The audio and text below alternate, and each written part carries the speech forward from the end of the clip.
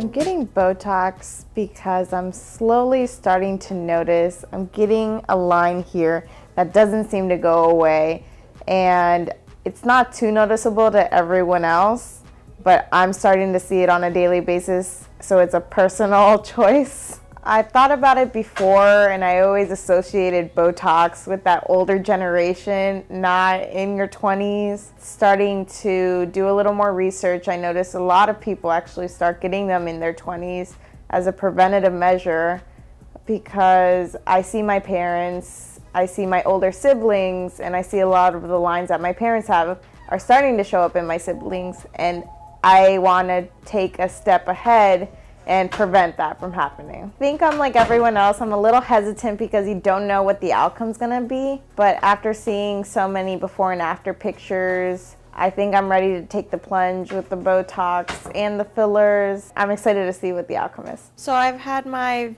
Dysport for about 2 months now. The line that I used to have here did disappear. I'm very happy with it.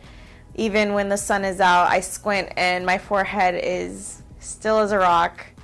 I love the changes that I've seen, and it's still there 2 months later, so I'm loving the results.